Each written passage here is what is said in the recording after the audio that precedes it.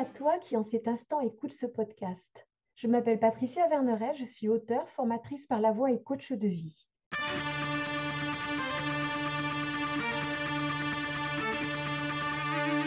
Merci aux participants de ce nouveau format qui ont bien voulu partager leurs expériences de vie transformatrices et riches d'enseignements pour qui sait écouter et voir au-delà des apparences. Que leurs récits et nos échanges t'inspirent pour oser te lancer dans de nouvelles aventures avec toi-même. Et donc au début, les 3, 4 premiers jours, ça se passe trop bien, je suis en plein kiff total. J'arrive dès le troisième jour à Genève, donc je quitte enfin la France. Et là, c'est vraiment le moment où je me dis, ça y est, je suis dans l'aventure. Euh, je suis sur un point, on va dire, de non-retour. Et le plaisir vient. Et en l'occurrence, quatrième jour, je savais que voilà, j'avais fait plus déjà à ce moment-là peut-être 160 kilomètres, un peu, non, mais c'était beaucoup plus, au moins 200. Bref, peu importe. Je me dédie avec mon genou, il faut que je m'impose une pause à ce moment-là. Et je m'étais imposé cette pause aussi parce que sur la météo, j'avais vu qu'il y avait un potentiel risque de tempête. Et en l'occurrence, j'ai eu peur parce que c'était encore une fois l'une des plus grosses tempêtes qu'il y avait eu sur le lac Léman, où je me suis posé sur un camping avec ma tente et à peine installé, la nana du camping dit attachez bien vos tentes, il y a une grosse tempête qui arrive. Et c'est passé d'une météo radieuse avec un grand soleil à un mur d'eau qui s'avançait à toute vitesse sur nous et qui, là, pour le coup, j'ai eu énormément de chance. Les tentes de quasiment tous mes voisins se sont retrouvées déchirées, arrachées, certaines au fond du lac. Et la mienne, parce que pour le coup, j'étais seul, donc elle avait une relativement faible prise au vent, a tenu jusqu'au bout. Mais à ce moment-là, il s'est passé peut-être 1 heure comme ça de tempête où on était caché sous un préau sans pouvoir voir si sa tente avait survécu, oui ou non. Et donc là, j'étais en mode, ça fait 4 jours que je suis parti, je vais ressortir là dans 30 minutes, aller jusqu'à ma tente et c'est potentiellement la fin, ou en tout cas une interruption du voyage. Donc c'était un petit moment de coup de chaud et finalement ça s'est très bien passé. C'est surtout qu'en fait, ça, c'est comment tu imagines, parce que ça aurait très bien pu être aussi à un moment donné, il n'y a plus de temps, j'en rachète une. C'est ça, parce que bah, pendant ce temps-là, justement, je m'étais dit, j'avais regardé les décathlons à côté, etc. Tu vois, il y a toujours des solutions, en fait. Du coup, c'était Bah, il y avait des solutions, mais il y quelqu'un. avait quand même un truc où je me disais, Bah, je suis qu'au début, si ça fait ça au bout de oui, 4 jours, qu'est-ce qui me dit qu'au bout d'un mois, ça sera pas. bah, en fait, là, parce que tout à l'heure, tu as dit, je ne peux pas contrôler Hmm, l'environnement, mais on ne peut jamais le contrôler. C'est une illusion qu'on a. Par contre, ce sur quoi on a la main, c'est nos ressources intérieures pour s'adapter à l'environnement, justement. Et faire en sorte que ça se passe bien, ou ça se passe le mieux possible, ou on se retrouve. Alors, je ne vais pas employer le mot vainqueur parce que ça voudrait dire qu'il y a combat, mais tu vois ce que je veux dire? hmm. On se retrouve avec, mais finalement, ça s'est pas du tout passé comme je l'imaginais, mais finalement, ça va, quoi. Et là, c'est intéressant parce qu'on ne peut pas contrôler. Mais par contre, on peut la maîtrise de soi et de ses propres ressources, parce qu'en plus, je trouve que tu es d'un il y a la peur, mais en même temps, il y a toujours une espèce de recul intérieur qui te permet de la voir et de ne pas tomber dedans, parce qu'on dirait en tous les cas de l'extérieur qu'à aucun moment tu as été happé par ta peur. C'est vrai. Bah, il y a un truc en plus, pour le coup, je dis que j'ai énormément de chance, mais comme j'avais vraiment anticipé le fait de ma peur des tempêtes, je sais que quand on m'a annoncé qu'elle arrivait, j'avais déjà vraiment sécurisé le plus important à l'intérieur, ce que beaucoup n'ont pas fait dans la précipitation. Et donc j'avais seulement laissé dans la tente ce qui, pour le coup, était pour mon voyage remplaçable. Donc j'étais stressé et un peu dégoûté, mais malgré tout, ça n'était pas la catastrophe absolue. Et tu sais, en fait, pareil, je vais t'interrompre à nouveau parce que tu sais, dans ton parcours, c'est rigolo parce que ça peut tellement imaginer plein de choses, tu sais, par rapport au fait Hmm, de s'envisager autrement. C'est que des fois, on a un projet et il y a un truc qui nous tombe dessus et on le voit comme un événement, tu sais, voilà, négatif, tu sais, puis on a tendance à rester dessus. Alors qu'en fait, en gros, cet événement que tu as vécu 3 mois après, c'est une préparation à ce que tu vas vivre après. exactement, ouais. Quand tu le revois avec le recul, tu vois. C'est-à-dire que là, tu as vécu ce truc, tu dis, ah, bah, la faute, t'as pas de chance, mais c'est pas de chance. En vivant cette première tempête, ça t'a permis de mieux te préparer à la tempête sur laquelle tu étais pendant le chemin.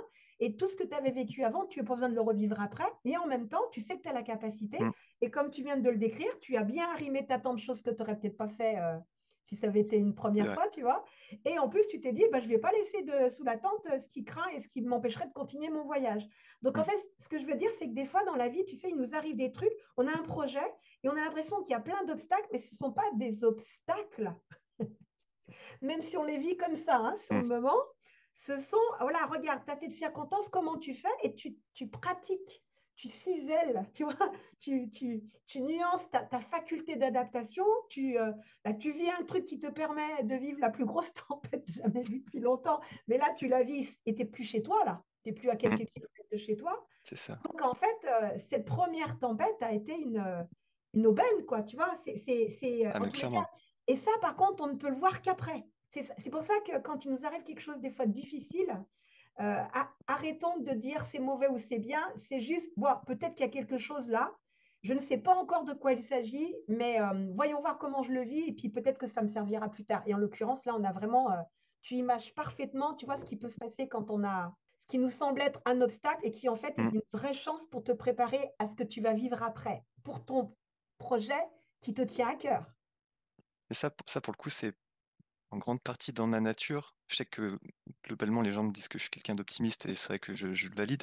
Et ça vient vraiment du fait que chaque épreuve, moi, je me fais jamais chier, je m'ennuie jamais. Parce qu'en permanence, même un truc, une épreuve difficile, au fond, je suis content. Des fois, les gens me disent, t'es complètement fou, mais au final, ça me plaît parce que je sais que je vais apprendre. Et Et comme je tu apprends suis. sur toi, et tu C'est apprends ça. sur toi, sur tes capacités à toi, sur tes ressources. Après, peut-être que viendra un jour où tu n'auras plus besoin de ça et tu diras maintenant, j'ai plus besoin de me prouver quoi que ce soit, mais je vais juste kiffer et ça ira très bien. Mais c'est vrai que quand on aime passer par les difficultés, alors c'est pas. C'est vrai que ça peut être intéressant de ne pas se dire une difficulté, c'est une contrainte, mais au contraire, c'est quelque chose qui va me montrer de quoi je suis Mm. capable. Mais pas montrer aux autres, c'est pas pour prouver aux autres. Oui, c'est C'est clair. c'est à soi. Et d'ailleurs, de toute façon, tu as employé le mot épreuve. Vraiment, il y a le mot preuve dans épreuve. Mm. Donc, on se montre des choses à soi et bien souvent, on se dit, mais je ne sais même pas comment j'ai fait. Et l'événement que l'on vit nous permet de prendre conscience qu'on a la ressource, même que des fois, on ne soupçonnait pas qu'on l'avait, que ça peut être physique, mental ou émotionnel. Hein. Mais il y a ça, et dans ce que tu décris, il y a tout ça. Et c'est dans ce sens-là que le côté optimiste c'est on verra bien en fait à un moment donné. C'est pas non, c'est juste une ouverture à ce que la vie te propose en fait. C'est-à-dire qu'au lieu de te dire la vie n'aurait pas dû me proposer ça, tu dis ben, maintenant que la vie elle m'a proposé ça, qu'est-ce que je fais avec? Qu'est-ce que tu fais en Ah oui, fait, Maxime? ah, c'est sûr. Ouais, Et c'est ce donc, qui fait que. eh ben oui, et tu y vas. Et du coup, tu y vas et tu te dis pas et tu passes pas 10 ans à te dire ah pauvre de moi. C'est bon. Alors maintenant que c'est là, qu'est-ce que je fais? Eh ben c'est ce que tu as fait là en l'occurrence et en plus la préparation avant. Ah non, mais quand tu vois les choses avec le recul, c'est toujours intéressant, tu sais, un moment comme ça où tu refais le trajet. Mm. Parce que quand on vit les choses, ça, on s'en rend pas compte. Hein. Bah, Après, avec justement, le c'est peut-être là temps, où c'est une force, parce que je sais que oui, pour le coup, dans le temps, enfin, je me rends compte pour le coup en direct. C'est ce qui bah, c'est m'aide à parce, passer les épreuves aussi. mais parce que tu as à passer les épreuves. C'est parce que tu as c'est quelque chose que tu as développé en fait. C'est pas une chance. Hein. Oui. C'est quelque chose que tu as développé. Et évidemment que quand on est comme ça, c'est marrant parce que moi, ça me fait penser tout ce qui me faisait peur quand j'étais gauche, je l'ai fait en fait. Je voyais je me rappelle quand j'étais gamine, à un moment donné, il y avait des jeunes, ils sautaient d'un pont de 3,50 m. Il y avait juste un endroit où il y avait ce qu'il fallait en eau, tout le reste c'était des cailloux, donc on pouvait se tuer, tu vois. Et je les voyais faire et ça me faisait peur. Je disais, mais s'ils le font, moi je peux le faire en fait. Et j'avais 12 ans et eux, ils en avaient 18, tu vois. Et en fait, il y avait le côté, et à chaque fois j'ai fait ça, et ça permet en tous les cas, je ne dis pas qu'il faut faire, qu'il faut se lancer dans tout, comme tu vois une voiture qui te fonce dessus, tu fonces, non, elle va t'écraser, on Oui. est d'accord. Hein. Mais en tous les cas, c'était le fait de ne pas laisser la peur décider pour moi. Et du coup, j'ai remarqué qu'à chaque fois que je faisais ça, et ben en fait, plus ça allait, plus tu peux toujours avoir des moments de peur, mais elle n'est absolument pas un empêchement, et voir, elle est une amie, parce que ça te permet de rester vigilant. Mais il n'y a pas la peur au point de paralyser. Il y a juste Oui. la vigilance qui t'a permis, la prudence, tu sais, ben là, attention, là, il va falloir pour l'eau. Ça t'a permis de mieux préparer, mais pas contrôler, préparer pour avoir toutes les ressources à ta disposition possibles, en fait. Par rapport à ce qu'on disait la dernière fois, voilà, c'était une vraie maîtrise de. Et c'est là qu'on est dans le maîtrise et pas dans le Mm. contrôle, effectivement. c'est dans la maître de toi-même et de tes ressources, mais pas un contrôle. Bah là, tu l'as bien vu. Hein, si tu avais pu contrôler, je pense que tu aurais évité les deux tempêtes. Tu vois. C'est Et en ça. même temps, ça nous permet d'en parler aujourd'hui et de voir aussi que des fois, tu as un projet et que tu as des éléments vraiment qui viennent se mettre au milieu. Et alors, est-ce que c'est une raison pour arrêter son projet, quoi? En tous les cas, toi, bah, ça n'a pas été une raison. Non, au contraire. Ah ouais, ça t'a motivé. Mais tu sais, motiver, c'est mettre en mouvement. Hein. Mm.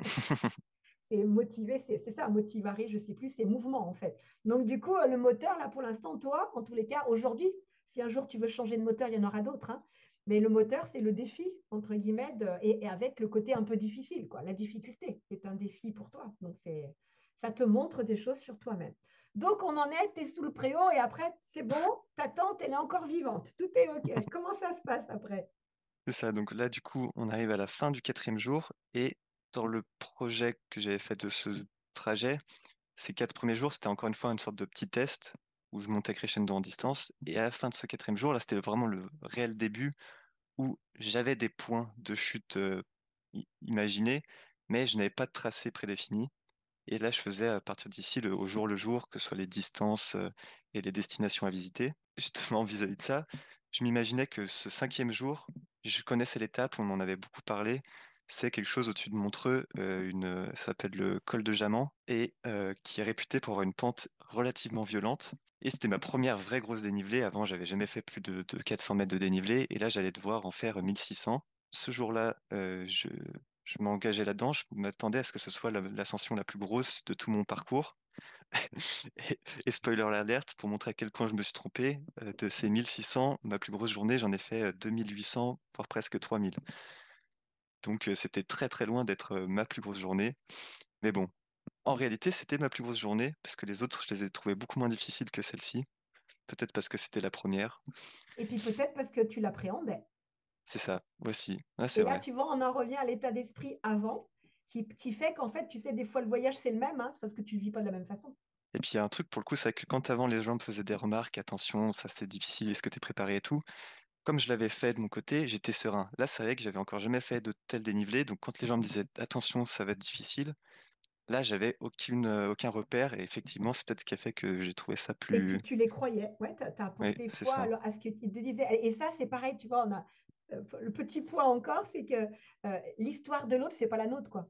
Mm, Et qu'effectivement, quelles que soient les circonstances, enfin, on peut partager, on partage ses expériences, mais en fait, ce sera toujours différent. Et c'est très bien. Et donc, si on prend l'opinion de l'autre pour une vérité, ça nous mène à ça.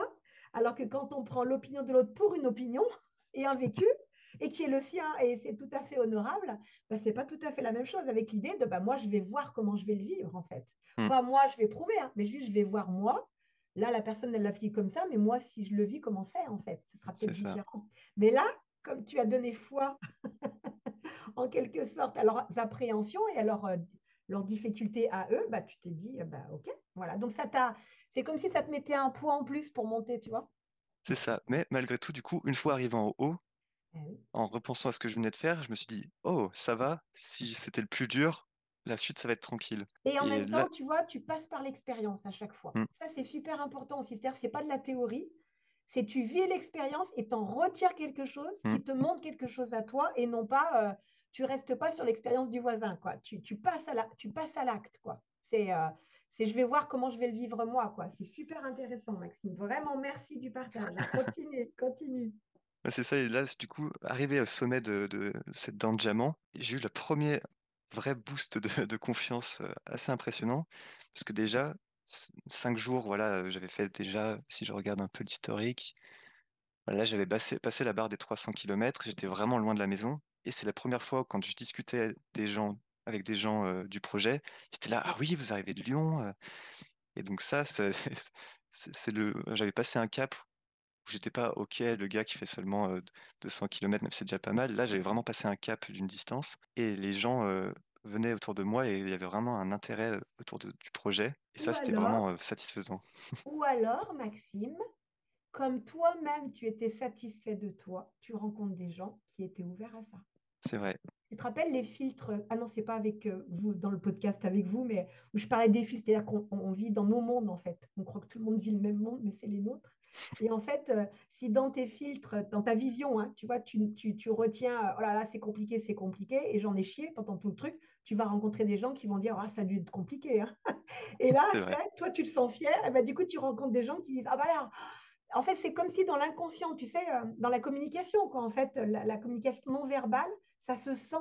Et du coup, euh, la partie de l'autre qui est ouverte aussi, elle s'ouvre, tu vois, à la Hmm. rencontre de la tienne. Tu vois ce que je veux dire?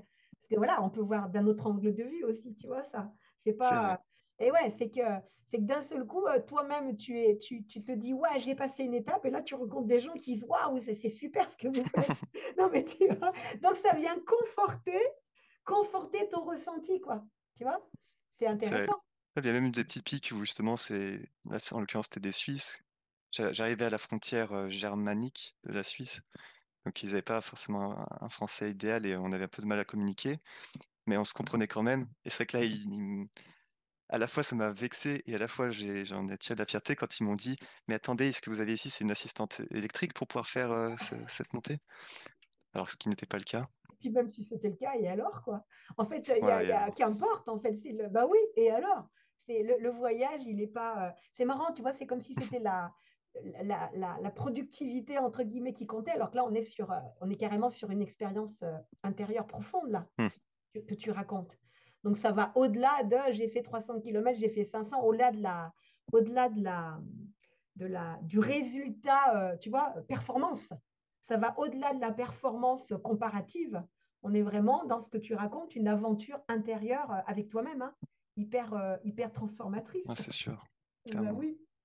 Et puis là, du coup, à partir de ce point-là, c'est aussi le moment où, comme je disais, je savais que je voulais aller à l'Oterbrunnen, au lac de Thun et au lac de Côme en Italie, mais je savais pas ce qu'il y avait entre. Et donc, quand ces gens en haut me disaient, et maintenant, où est-ce que vous allez? Et que je leur répondais, je ne sais pas, il y avait encore un visage différent qui se présentait à moi. Et c'est aussi ce qui a fait que ce voyage est devenu encore plus plaisant que ce que j'imaginais. Parce qu'ils me disaient, ah ben dans ce cas-là, vous devriez vraiment aller voir ça ou aller voir ça. Et petit à petit, mon voyage s'est co-construit avec les gens que je rencontrais. Et là, typiquement, euh, j'arrivais à la fin de cette montée, milieu d'après-midi. Je savais pas encore où est-ce que j'allais dormir le soir. Et on m'a dit, il faut à tout prix que tu ailles voir Gruyère. Ce que j'avais pas du tout prévu sur mon itinéraire, mais ça me faisait un mini détour. Je me suis dit banco. Au final, je me suis retrouvé dans ce village, qui est honnêtement l'un des villages peut-être les plus beaux que j'ai pu voir en Suisse, où, encore une fois, il y a sûrement de la chance, de coïncidence, j'en sais rien. J'arrive un jour de fête médiévale traditionnelle, et donc je me retrouve à des kilomètres de chez moi, dans une autre temporalité, parce que tout le monde était déguisé avec des costumes traditionnels, il y avait un vrai jeu de rôle dans une vraie ville médiévale historique. Et là, ouah, j'étais bluffé, quoi. Je me suis dit, ok, à partir de maintenant, dès que quelqu'un me conseille quelque chose, je vais le suivre, quitte à faire quelques kilomètres en plus.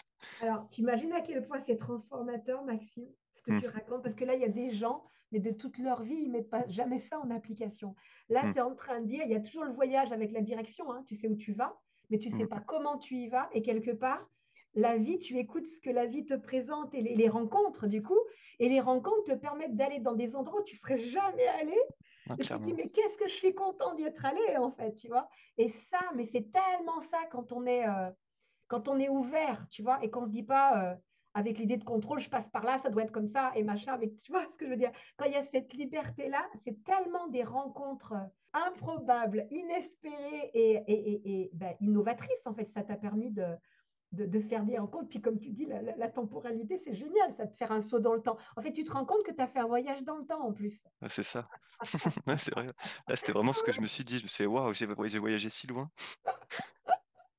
Et du coup, je suis sûre que tu as trouvé quelqu'un qui t'a hébergé. Non, en l'occurrence, comme c'était le début, je prenais plaisir à dormir dans la tente, donc j'ai Ah, même pas cherché. donc tu n'as pas cherché, ok, d'accord. Et puis je m'étais dit, essayer de demander du logement, pourquoi pas, mais j'avais vraiment envie de le vivre le plus roots possible, on va dire. D'accord. Donc, ça correspondait à ton avis, ton C'est envie ça. profonde, mais en tous les cas, je suis sûre, vu l'état d'esprit que tu avais, que si ça serait présenté à toi, en fait. Oui, Mais en tous les cas, voilà. Donc là, de toute façon, il y avait toujours l'idée, je dors dans ma tente et dans la nature et tout ça, etc. à chaque fois. ça. Et puis Ok, là, en l'occurrence, quand je suis arrivé sur ce village, avant même de rentrer dedans, j'avais déjà fait mon repérage. Je me suis dit, waouh, ce point de vue est magnifique, je veux dormir là et pouvoir d'accord. me réveiller avec cette vue. Donc Ah. là, il n'y a aucune contrainte. Et Et donc, ouais, le rapport à la vue, du coup, en fait, c'était comment? Comment tu te sentais dans les moments où dans ce que tu voyais et les paysages et tout ça, ça t'apportait quoi? j'arrête pas de le dire quand on me parle de ce projet, que pour moi, enfin, en tout cas, c'est la meilleure façon de voyager. Parce que justement, on prend le temps de voir. Ce qui me décevait beaucoup quand je faisais des voyages avant, c'est que voilà, on prend l'avion, on arrive à un point B, on prend le taxi, on n'a même pas le temps de voir, souvent c'est de nuit ou le matin. On arrive à son Airbnb, on reste en famille sans forcément voir les locaux. On va au point touristique et Hmm. finalement, On on n'en passe à tire pas côté de la... grand-chose. Bah oui, on passe à côté de la vraie Et vie. tout ce qu'il y a entre, voilà, tout ce qu'il y a entre sa Ouais. maison et le village, Hmm, on n'a rien vu. Et hmm. donc là, c'est vraiment le fait de voir un paysage qui défile lentement. On a le temps de prendre, enfin, on prend le temps de voir ce qui nous entoure, la En tous les nature, cas, les tu gens. as pris le temps, en tous les cas. C'est ça. Toi, tu as pris ce On temps-là est un parce peu que c'est pas contraint on. à 20 km/h, c'est. Alors, non, on n'est pas contraint, c'est un choix. Je suis sûre qu'il y a des personnes qui seraient juste restées sur l'effort. En fait, ne minimise pas cette partie-là non plus, tu vois, Maxime. C'est-à-dire que Hmm, là, c'est vraiment toi qui a fait le choix de savourer et de regarder autour de toi. c'est vrai. Il y a des personnes qui seraient juste restées sur l'effort, pas pour les critiquer, tu vois, mais c'est juste pour dire qu'il y a d'autres façons de voir, de le vivre, ce voyage. Et toi, C'est- comme c'était pas dans la performance, enfin, avec l'idée de, oh là là, il y hmm, avait je profite un max de chaque seconde, ben, tu as fait le choix de profiter et ça t'a apporté beaucoup de choses, du coup. c'est ça. Et puis c'était une façon aussi de me rassurer quand il y avait plein de motos qui me doublaient. Je me disais, mais ouais, mais moi au moins je peux voir le paysage plus longtemps que vous. Il y a quand Voilà, même donc l'ego qui a pointé un bout de son nez en disant, un ouais, mais petit moi, peu, au moins, quand même, toujours. Même si pas on n'est pas un grave. très gros, il est toujours présent. Super. Et donc, tu es dans ce village médiéval. Voilà, donc du coup, je décide même d'y rester la matinée parce que je m'y sentais vraiment bien. Et comme encore une fois, j'avais pas trop de contraintes et que je m'étais dit, voilà, j'aurais le temps de voir pour la suite, je suis resté un peu la matinée. Là, j'allais me diriger vers le lac de Thun, qui est un lac magnifique en Suisse. Et il y a un petit peu de route pour y aller. Et j'hésitais longuement entre les deux. Et encore une fois, voilà, c'est quelqu'un qui m'a conseillé de prendre l'une des deux. Et est arrivé mon premier problème technique. C'est vrai que j'en avais encore jamais rencontré. Mon dérailleur ne changeait plus les vitesses et je m'apprêtais à faire encore une fois une grosse dénivelée. Donc ça allait être compliqué. J'étais à ce moment-là dans l'Allemagne germanique. Je parle pas un mot d'allemand. Ils ont un anglais relativement correct, mais avec un fort accent. Donc heureusement, mon voyage aux US m'a permis d'être assez à l'aise avec le fait de comprendre un anglais approximatif ou en tout cas avec un fort accent. Et là, c'est là où je me suis dit, punaise, on aurait été à l'époque où j'avais pas de téléphone. Comment est-ce que j'aurais fait? Parce que là, ce qui a été magique, c'est que j'étais au milieu d'une route où il n'y avait pas grand-chose autour. J'ai mis Google Maps en 2 secondes, j'ai trouvé une boutique à vélo pas trop loin qui était ouverte. Je m'y suis rendu. Et puis quand on parle d'horloger suisse, là, c'était le cas. Quand j'avais fait faire mes réglages en France, c'était pas ça, pas foufou. J'avais limite moi-même dû le retoucher sans m'y connaître derrière. Alors que là, le gars, il a fait un travail monstrueux en 20 minutes. Et depuis, même encore aujourd'hui, j'ai pas eu à régler le vélo. J'étais reparti pleine bourre. Et tu sais, alors là, pareil, je t'arrête à nouveau parce que je me dis, tu vois, pour des fois les gens qui disent, oh là là, les gens qui font ça, c'est un peu écolo, machin, bobo et tout ça. Mais en fait, non, tu utilises la technologie aussi. En fait, c'est pas Hmm, incompatible. Il y a le côté nature, le côté effort physique, le côté, enfin, il y a tout ça. Et en même temps, en même temps, j'utilise les outils d'aujourd'hui, quoi. Il n'y a pas, je reviens en arrière et à l'époque, tu vois, et en même temps, peut-être que si tu n'avais pas eu de téléphone, tu serais quand même débrouillé, hein, ça c'est clair, hmm.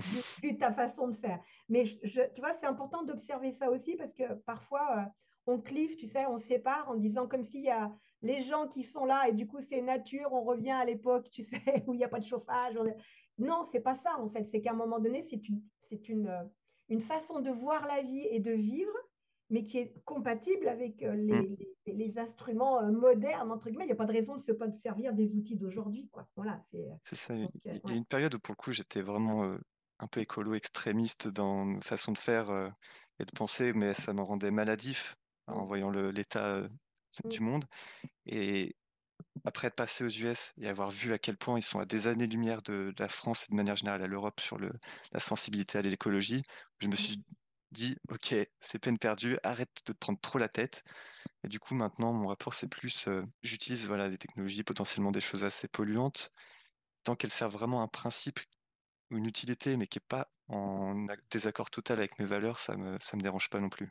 Et puis, c'est pas abusé non plus. C'est-à-dire qu'en fait, c'est pareil. C'est toujours les abus dans un sens ou dans un autre Oui, qui mènent dans le mur, en fait. exactement. Et quand à un moment donné, tu te dis, bah voilà, je sais pas, je prends ma voiture, mais je la prends pas juste pour faire 500 mètres à pied, ce que je ferais en 500 mètres, Mm, tu vois.